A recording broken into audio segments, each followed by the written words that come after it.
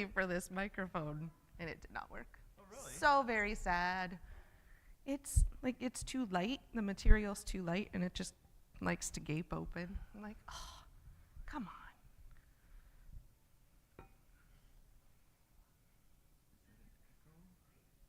Your mic's hot. Oh.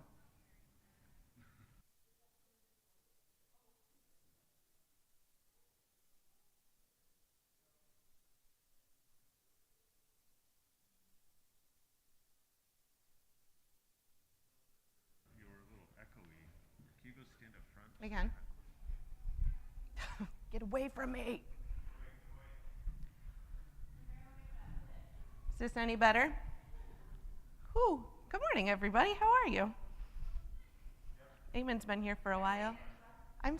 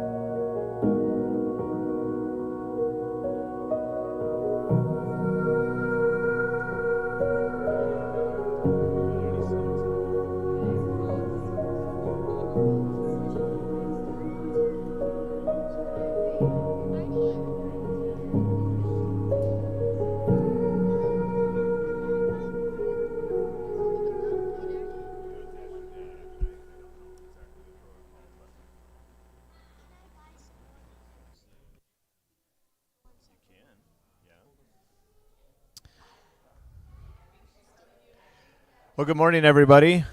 Good morning. Good morning. Hello. Good morning. I'll just keep saying it until people say it back to me. Good morning. Good morning. Good morning. Yes. Excellent.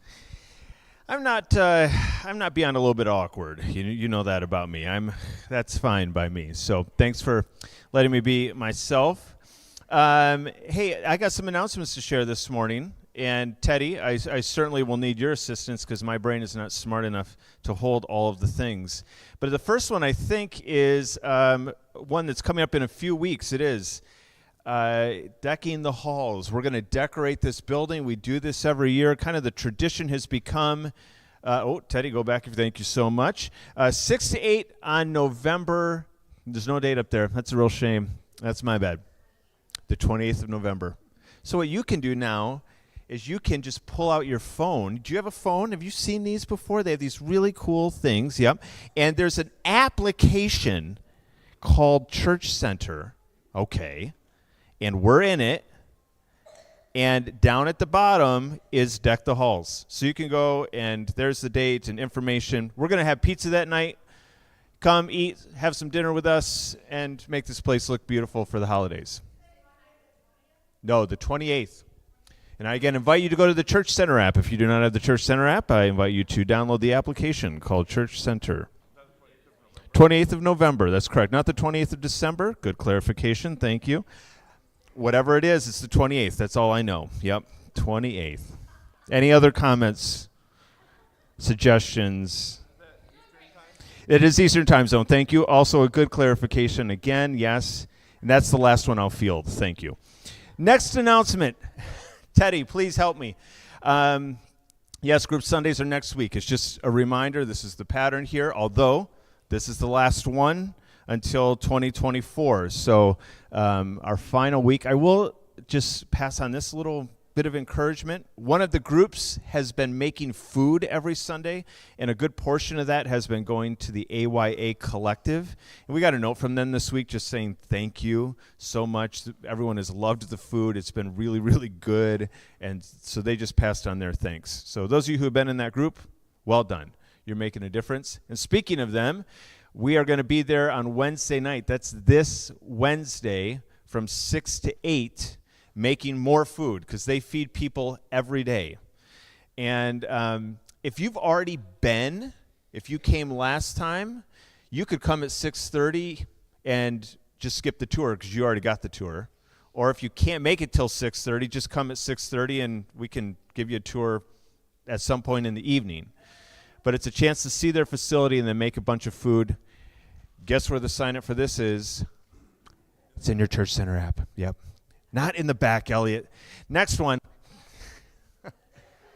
Branch students, you're gathering next week for your normal kind of every other twice a month meeting. And then today after communion, you'll have the chance to step out.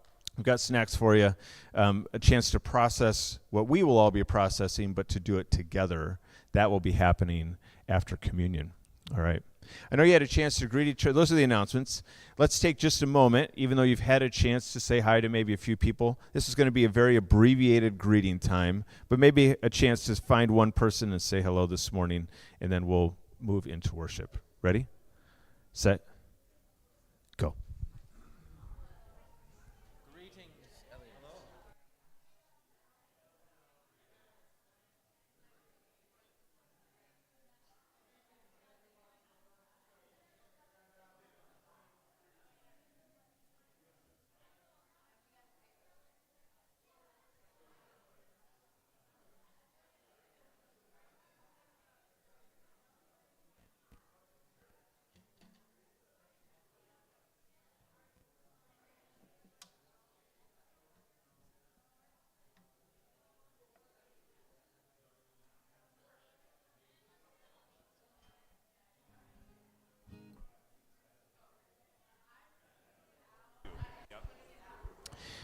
All right.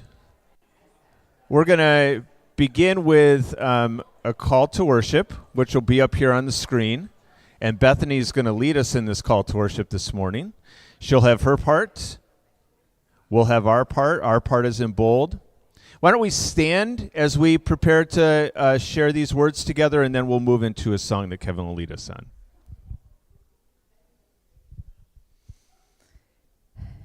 Here we go. In a world so wired and interconnected, our anxious hearts are pummeled by the endless barrage of troubling news. What? I didn't put the slides. Okay, I'm just going to read it. I'm just going to read it. But I'm going to start again. In a world so wired and interconnected, our anxious hearts are pummeled by an endless barrage of troubling news. We are daily aware of more grief, O Lord, more than we can rightly consider, of more suffering and scandal than we can respond to. But you, O Jesus, are not disquieted by such news of cruelty and terror and war. You are neither anxious nor overwhelmed. Justice and mercy, healing and redemption are your great labors. And yes, you use us to bring about this renewal. You never ask us to undertake more than your grace will enable us to fulfill. So we ask, Eternal One, empower us, creatures who are so limited. Divine wisdom, help us to know what is ours to do. Holy compassion, soften our hearts to all those who are hurting. Living Christ, you are with us as we go into this world. Help us to remember that we do not face trouble and difficulty alone.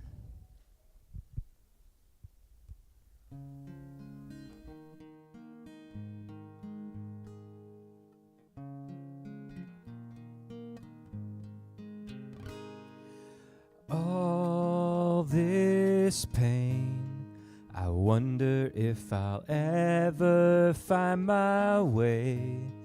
I wonder if my life could really change at all.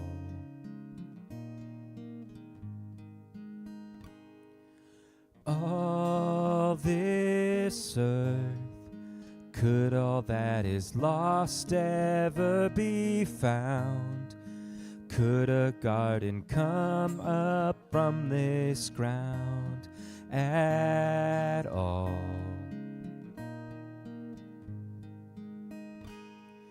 You make beautiful things. You make beautiful things out of the dust. You make beautiful things. You make beautiful things out of us.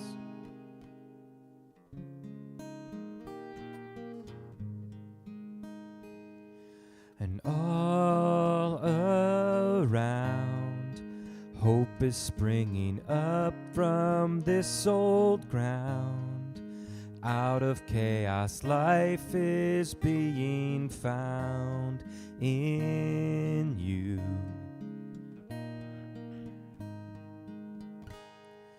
You make beautiful things. You make beautiful things out of the dust. You make beautiful things. You make beautiful things out of us. You make beautiful things. You make beautiful things out of the dust.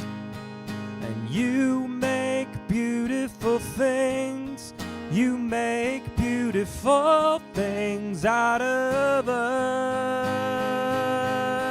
Oh.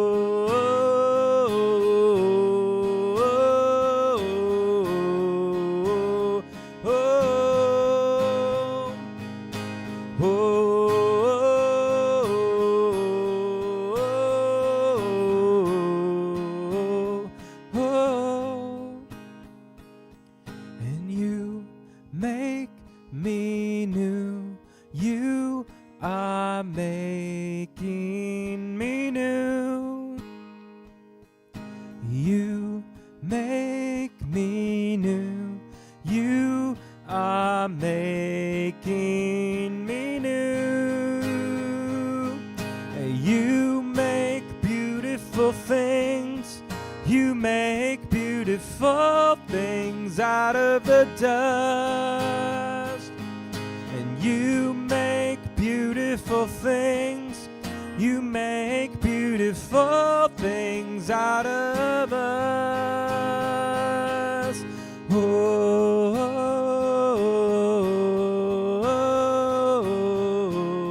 oh, oh,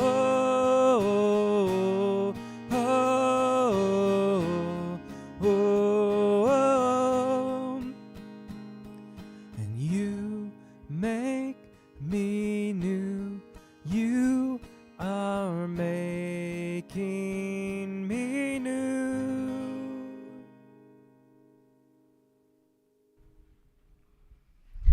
You can have a seat unless you are 4th grade and under. Amy and Bethany are going to take the preschool and grade school kiddos. If you have somebody who is younger than that, who is a toddler or an infant, and could just use some playtime, the nursery is available downstairs as well. Lindsay is down there if you haven't dropped off a kiddo yet. And they all will come back to us after communion. Have a great morning, y'all.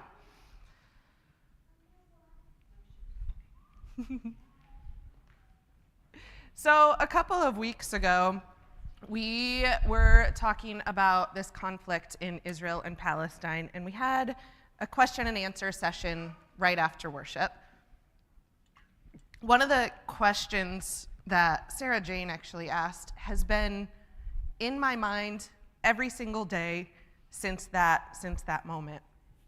And the question she asked is, what is mine to do? It is a good question. It's a hard question, but it's good to continually ask the question, I think. Oh, I don't have the slides, you guys, sorry. I'll grab it.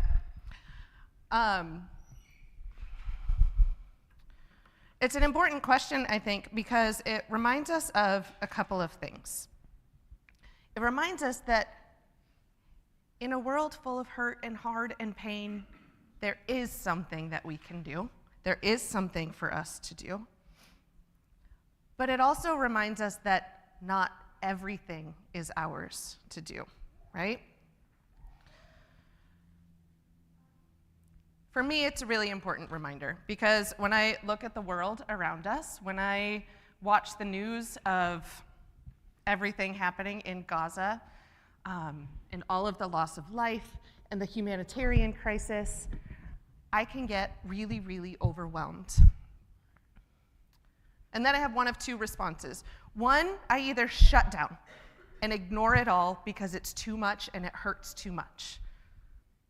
Or I go to hyper, I'm going to save the whole world mode and do everything I possibly can, watch everything, learn about what I can, do everything I possibly can to make a difference. But sadly, I can't save the world. I wish I could, but I can't. Thanks, Amen.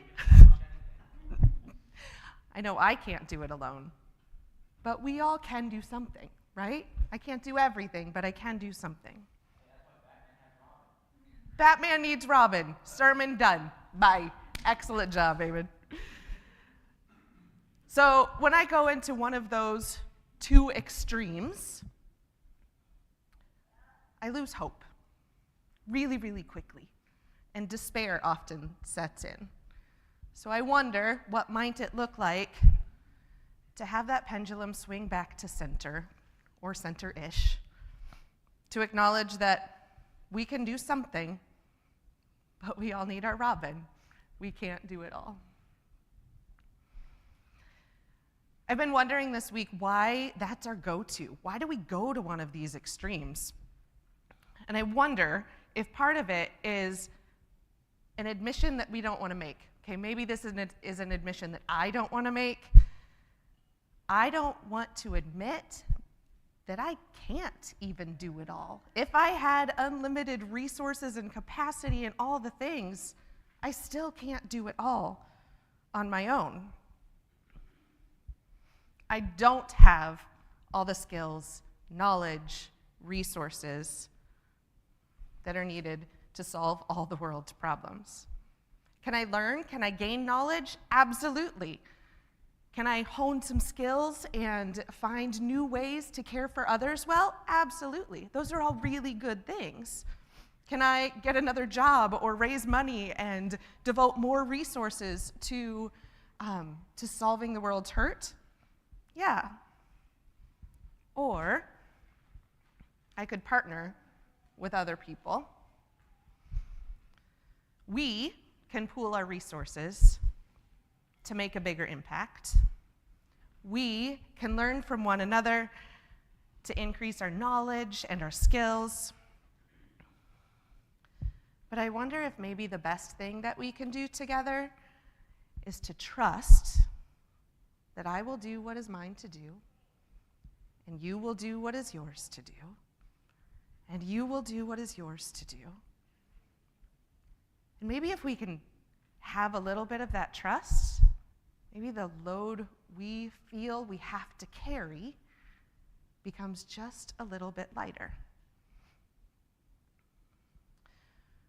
We've used this passage from Matthew 11 a lot at the branch. It is a good one, and we're going to come back to it today. This is Matthew 11, verses 28 to 30.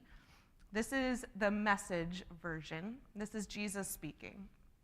And Jesus says, "Are you tired, worn out, burned out on religion? Come to me. Get away with me, and you'll recover your life. I'll show you how to take a real rest. Walk with me and work with me. Watch how I do it. Learn the unforced rhythms of grace. I won't lay anything heavy or ill-fitting on you. Keep company with me, and you'll learn to live freely and lightly."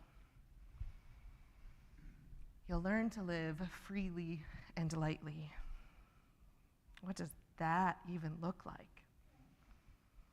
Another translation of the same passage reads this way. "Then Jesus said, 'Come to me, all of you who are weary and carry heavy burdens, and I will give you rest. Take my yoke upon you. Let me teach you, because I am humble and gentle at heart, and you will find rest for your souls.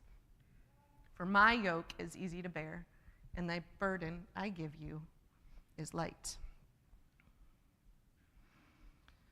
Notice something about this passage with me. Notice what Jesus doesn't say here.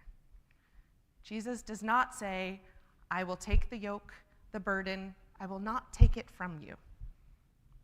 He does not say, "Just offer up your thoughts and prayers and hope for the best and go along your merry way." No, he says there is something for each one of us to do. But he does say, "My yoke is easy to bear, and it will fit you correctly." So no, we can't solve all the world's problems on our own. But we can do something. Even bring joy to a crowded room as little kids walk around. And we can all do the thing that we are gifted to do, the thing that we are wired to do, the thing that hits our hearts in a way that you just can't ignore it. But it requires that we pay attention, that we do engage in the world around us. And it means that we have to pay attention to how those events and all that information makes us feel in our bodies. I'm going to put the Message version back up here. What else jumps out at you about this passage? What other words strike you as something to pay attention to? A real rest, yeah.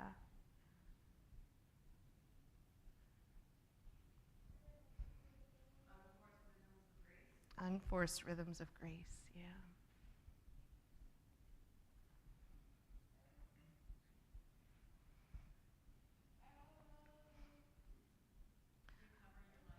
recover your life. Yeah.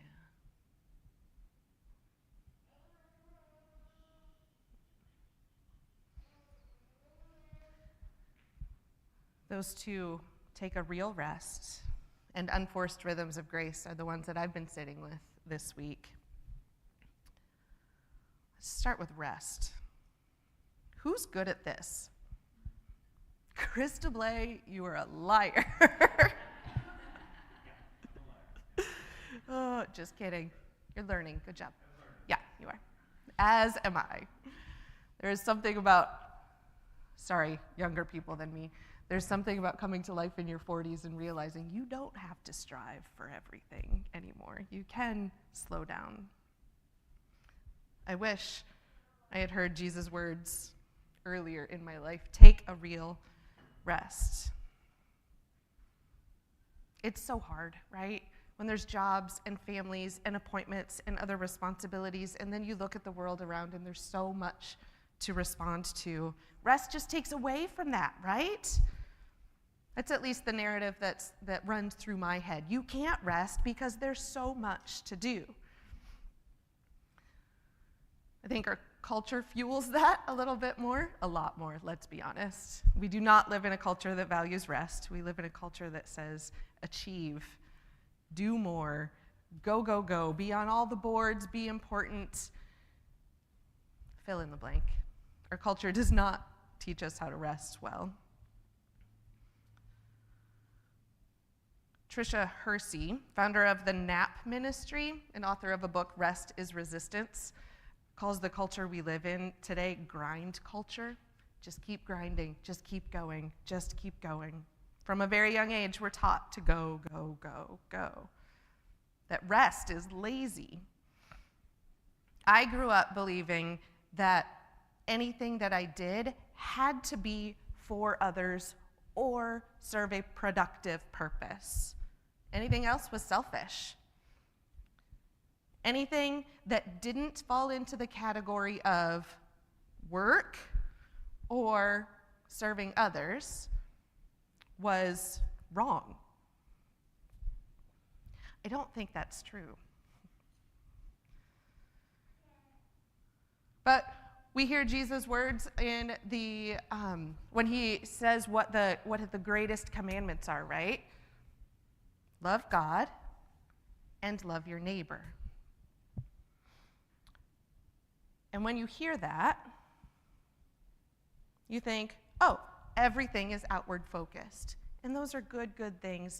Please don't hear me wrong that I'm saying don't help others. I'm not saying that. But if what Jesus said was, love your neighbor as you love yourself, maybe we should pay attention to that love yourself piece a little bit too, and not just loving my neighbor.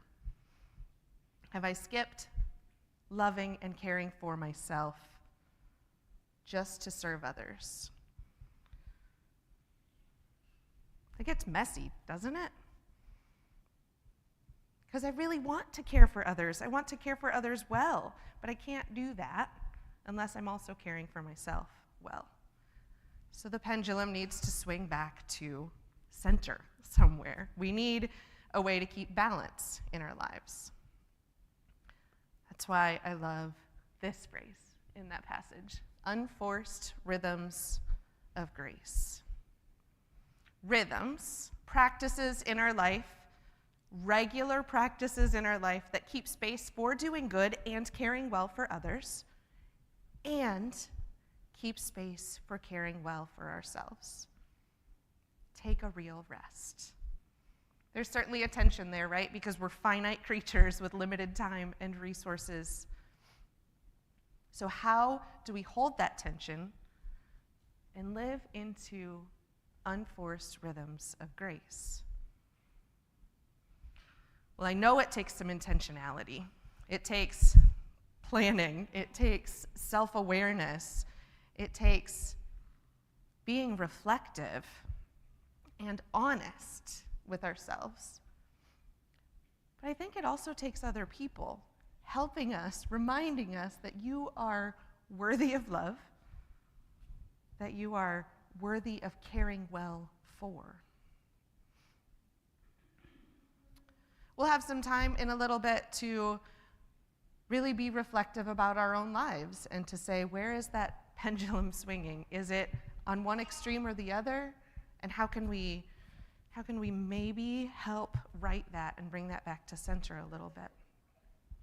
Or maybe there's no rhythm in your life at all, and it's moving from one thing to another, to another, to another. I get that. It is easy to just do the next thing, which is maybe why we come here on Sundays, because it forces us to stop just doing the next thing. And it gives us a chance to think about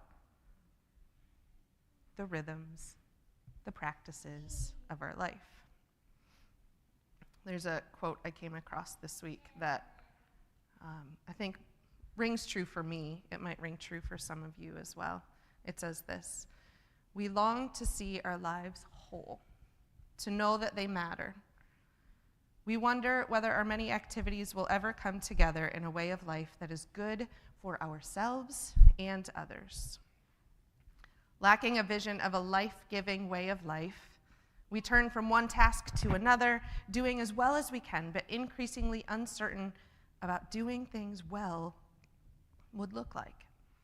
We yearn for a deeper understanding of how to order human life in accord with what is true and good." So what might it look like to love ourselves well? This is not a selfish, I'm going to do this above all else, but what are the practices and the regular rhythms that help us love ourselves? I have some questions maybe that might be helpful as you think about this morning. First one is, what are the practices that are restorative to you? Maybe it's going for a walk in the woods or in the snow when it comes. Maybe it's listening to a favorite soundtrack. Maybe it's yoga. Maybe it's just doing a puzzle. What are the things that help you breathe deeply and feel restorative? What is something that forces you to slow down? This gathering, but where else in your life can you slow down? I'm going to share a story that feels, in my upbringing, this would have sounded very selfish and silly, because I've started to get my nails done regularly. You know what I've noticed? Well, first of all, what? They don't, because I haven't gotten them done in a couple of weeks. Horrible example when my nails look like this. The reason I started getting my nails done was because a friend of mine was starting a new business and I wanted to support her. So this was purely about taking care of somebody else, because I love supporting other people when they start new things. I love it. So that's why I started going. But you know what I discovered? This rhythm of getting my nails done every few weeks forces me to slow down. I can't do anything else. I can't pick up my phone. I can't read. I can't listen to a podcast, because that feels rude to the person sitting across the table from me. I just have to sit there. So when I finally settled into that realization, this practice became really beautiful, because all I can do is be present to the human in front of me and to have a conversation. I can do nothing productive. And it's a friend. I genuinely enjoy her company, but I haven't actually spent time with her one-on-one because we're always in a group together. So I've gotten to know this beautiful human who is very different from me, and we've been able to tell stories and find the things that bring us together. She lives in my neighborhood, so I walk, and I slowly walk home usually staring at my pretty nails as they glitter in the sunshine. Getting my nails done has become a restorative practice for me. I promise I will make an appointment to keep doing that. Maybe it's not your nails. What makes your body feel its best? Is it a rhythm of exercise? Is it something that you know fuels your body well, so you want to eat more of it? Or a food that you know your body doesn't respond to well, so you want to eat less of it? What makes your body feel good? When do you experience silence? I am no good at silence. But sometimes I have to turn off the news and social media so that I can remember that there is good and beautiful in my life too. What about this one? Where do you experience joy? What makes you laugh? When the world is a lot, what makes you laugh? What makes you breathe and be able to let go just a little bit? And what is a practice that helps you notice God's presence?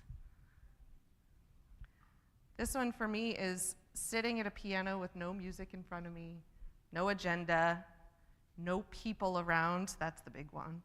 None of you will ever hear it because it's not anything polished. It's not anything to share. It's mine.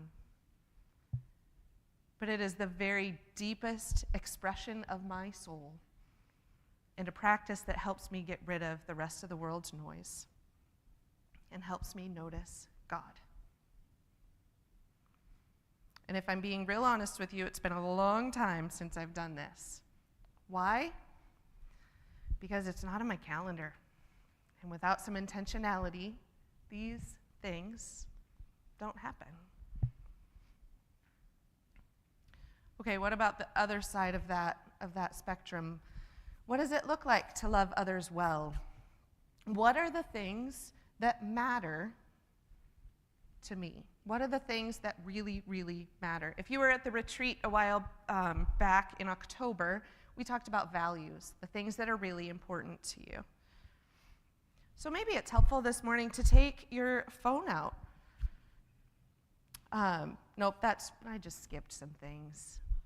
Sorry, we're going back to values. Here we go. What are the things that really, really matter to you? Maybe if you think back to that retreat and you named some things that were important to you, maybe today it's a good idea to go back to those and to say, I know that was really important to me in that moment. Is that still playing out in my life? Am I still doing the things that help me live into those values? What stirs your heart as you listen to the news, as you see a war on the other side of the world, 2 wars on the other side of the world, and multiple other ones that we don't hear about? As we hear stories of horrendous tragedy in our own city this week, what stirs your heart? What specifically about those stories stirs something in you? Pay attention to your body's response. Maybe here is when it's helpful to take out your phone and scroll through some headlines, not endlessly, but just for a few minutes.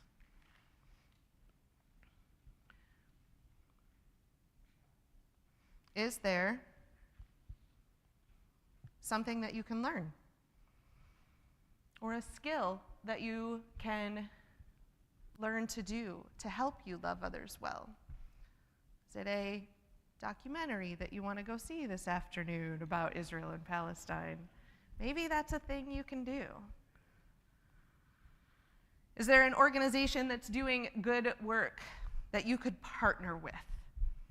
There are so many organizations in our city that are doing really, really, really good things. We are going to AYA this week, and maybe that's it for you. Maybe that's something you can come along with and do good that way.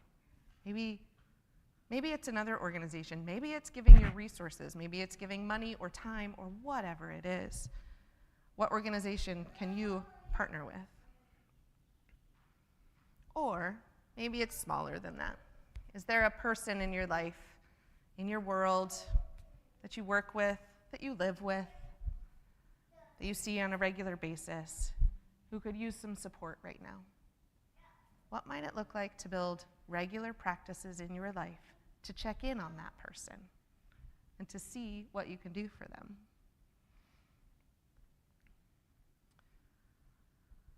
This is on your seats. You'll see the sheet that we used at the retreat a while back here. Maybe that's helpful to use to start naming some practices that you want to incorporate in your life regularly to help you love yourself well and care for yourself so that you can also care for others well. We're going to give you some time here this morning to take a look at that document, to reflect on some of those questions. This QR code will take you to a document that has all the questions I just asked. Maybe that's a helpful practice for you this morning. Maybe you're more visual instead of writing and thinking. There in the back, there are a bunch of magazines and papers and glue sticks and scissors. Maybe you want to make a collage. Flip through magazines and say, oh, that brings me joy. Cut it out, stick it on a piece of paper, and then maybe pull out your phone and put it in your calendar to say, all right, if that brings me joy, where can I put this in my life regularly? Because if we don't develop habits, if we don't name the things that are important to us, they won't happen, right? Let me give you one caution. There are some overachievers in the room. Not every blank of that document needs to be filled out. It should not be completely filled out. This is about saying, what is one, maybe two things that I can incorporate into my regular rhythms of life that help me either care for myself well or care for others well? Maybe that's the first question you need to ask. Where is your pendulum? And maybe you look at the questions for where your pendulum is not and think about the practices that help. You're going to have a few minutes here this morning. That is not nearly enough time to develop a full rhythm of your life. But maybe you can walk away with one or two practices that you really want to instill in your life. So we're going to give you some time to do that. At the same time, we are going to invite you up to the table. It is self-serve communion today. So as you are reflecting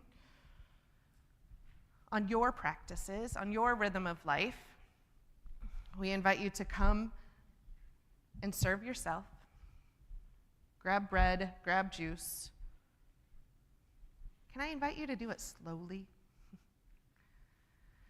Maybe walk slowly up as you are thinking and processing, and pause at the table and say, in a little bit, Amen, in a little bit. And pause to remember God's presence with you. And pause to remember that the simple little things of life, like bread and juice, are important. That feeding yourself is important. I'm going to stop talking, and we'll give you some space to move about the room. There's, like I said, there's a table in the back. There's communion up here. There are markers and art supplies in the narthex there if you need something else to use, to give you some time and space. Don't rush. You have plenty of time this morning to at least start thinking this thing through.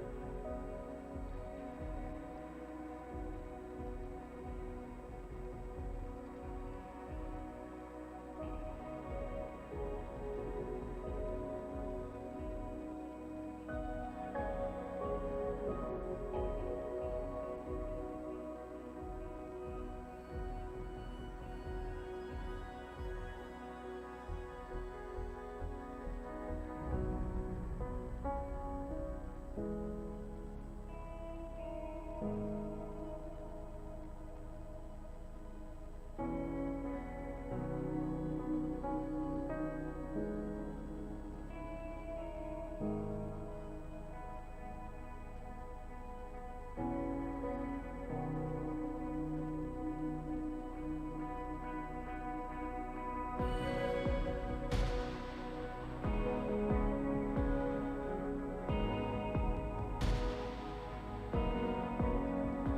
you haven't come to the table yet and you'd like to, I invite you to do that now.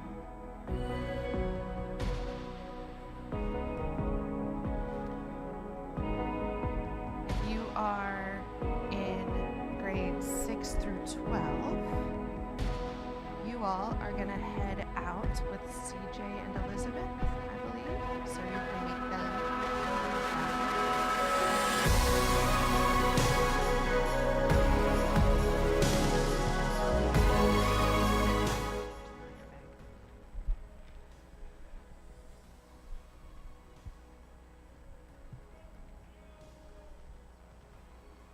There's donuts for them, so they're going to be just fine. So, in a couple minutes, the students are going out and they're going to have a little conversation. I did this twice today. They're going to have a conversation about what the practices in their own lives might look like. So I thought we'd do that here too.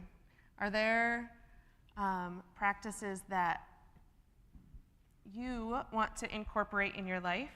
Because let's be honest, if we don't tell somebody they're going to happen, maybe they're not going to happen as much. That's true for me. If I don't tell you I'm going to go make a nail appointment this week, I'm not going to.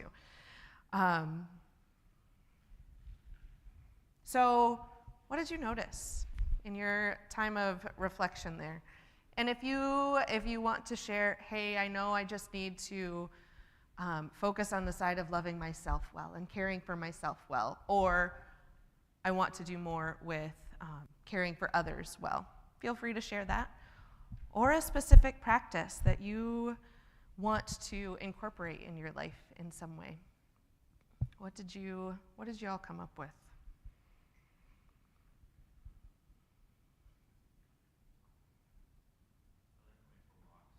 Going for walks. At the retreat, I just noticed I love walking outdoors in nature and thought at the retreat I need to do this more. Yeah, And I've done it 0 times since then. exactly. Because why? It's not in your calendar. And life gets in the way, right? If we're not intentional about doing that. Thanks, Kevin. I said the same thing at the retreat. I'm like, why don't I go for walks in nature more often? Haven't done it since. Yeah, exactly. The sun's supposed to shine this week. I think I'll be putting something in my calendar too. What else did you notice?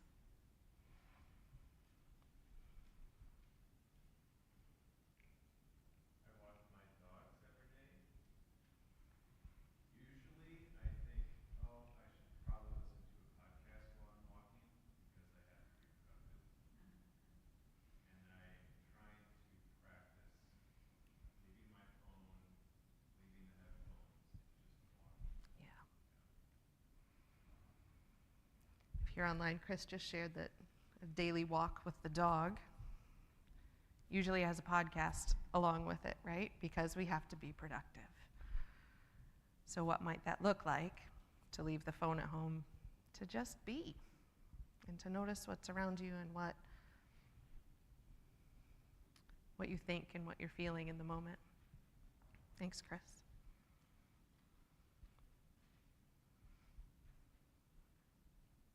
What else?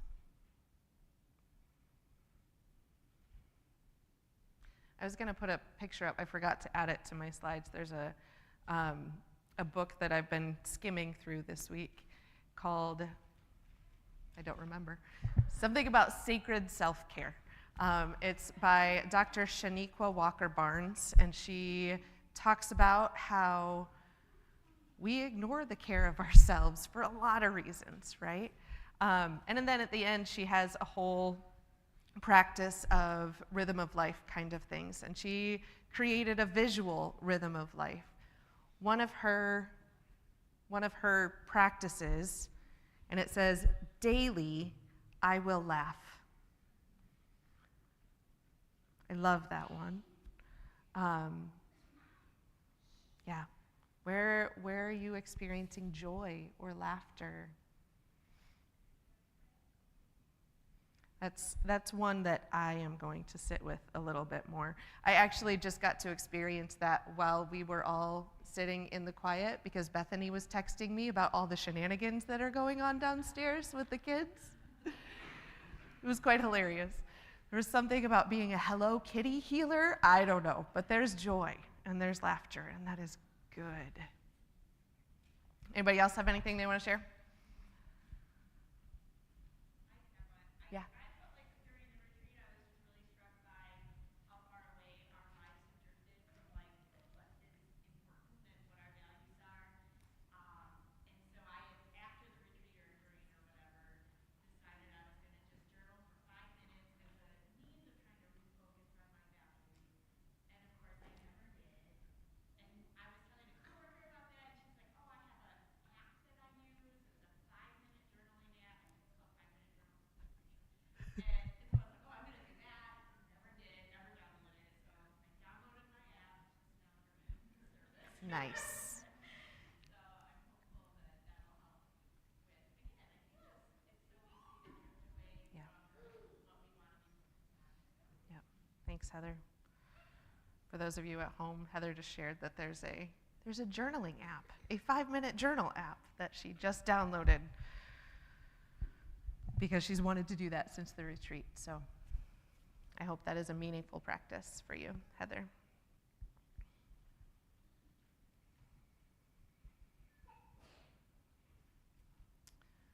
Well, whatever that practice is for you, or practices, whatever those things are for you, I hope you can love yourself well. And I hope that you can engage well in the spaces that you are drawn to engage in, so that we can trust that we'll all do what is ours to do, and we'll do it from a place of wholeness, not a place of I should or I have to do all of these things, but out of a place of wholeness and goodness, so we can share that with the world. We're going to sing one more song here in just a second, but as Kevin's coming up, let me offer this prayer. God, show us to know when to pray, when to speak out, when to act, and when to simply shut off our screens and our devices and to sit quietly in your presence. Letting go of the burdens of this world,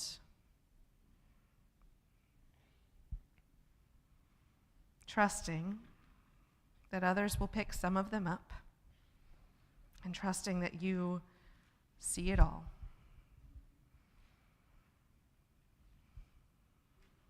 Amen.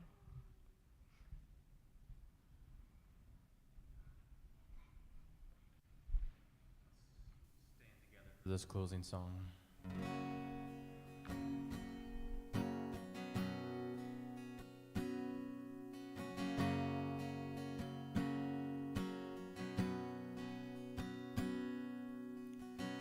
It's there in the newborn cry, and there in the light of every sunrise, and there in the shadows of this life, your great grace. It's there on the mountain top, there in the everyday and the mundane, there in the sorrow and the dancing, your great grace, oh such grace. And from the creation to the cross. And there from the cross into eternity, your grace finds me. Yes, your grace finds me. It's there on a wedding day, there in the weeping by the graveside, there in the very breath we breathe, your great grace. The same for the rich and poor, the same for the saint and for the sinner, enough for this whole wide world. Your great grace, oh such grace. And from the creation to the cross, and there from the cross into eternity, your grace finds me. Yes, your grace finds me. There in the darkest night of the soul, and there in the sweetest songs of victory, your grace finds me. Yes, your grace finds me. Your great grace, oh such grace. Your great grace, oh such grace. The same for the rich and poor, the same for the saint and for the sinner, enough for this whole wide world. Your great grace, oh such grace. Oh, oh, oh, oh, oh, oh. So I'm breathing in your grace, and I'm breathing out your praise, and I'm breathing in your grace, and forever I'll be breathing in your grace, and I'm breathing out your praise, and I'm breathing in your grace, and forever God, oh, oh, oh,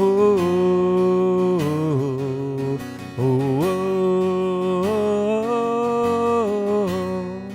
Yes, your grace finds me.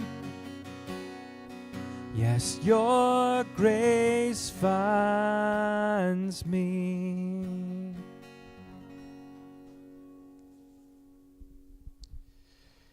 I'm so grateful to be together and to be with those who are online as well, to be a part of a community and to come with some rhythm and regularity on Sunday mornings. That happens to be the time. Because when we come here, we help each other remember that there is enough grace, that this is not a scarcity situation where there's only just enough grace for a few. There's enough grace, which means what you need to do is simply yours. That's what you're responsible for and not more than that. And then we can trust that there's enough grace for the next person. And that will fuel them to do what is theirs to do, and on it goes. So I'm grateful to be here, to be a part of you all. I do want to just mention this opportunity this afternoon this is a chance to see this film. Teresa mentioned it. Great plug, by the way. That was excellent. This is a film on the Israeli-Palestinian conflict. It's not on the current war in the exact circumstances that are present today, but it is everything leading up to it. It's in Granville. You can scan the QR code. We'll leave the slide on the screen. All the details are there if you follow that. This film is also available on YouTube, and we'll be sharing those details in the weeks to come. So if you can't make it today, it's not like this is the only chance, but wanted to make you aware of this kind of unique opportunity to see it in a theater. All right. Friends, may you this week believe more and more and more that there is enough grace and that it has found you and that you can breathe it in every moment of this week, breathing in the grace of God, breathing in the grace of God, and then being able to move forward into whatever this week may ask of you. So be those people this week. Amen. Good to see you all again. Thanks for being here. And thanks to whoever made the great muffins today. Thank you, thank you. Janelle, thanks so much. Deliciousness.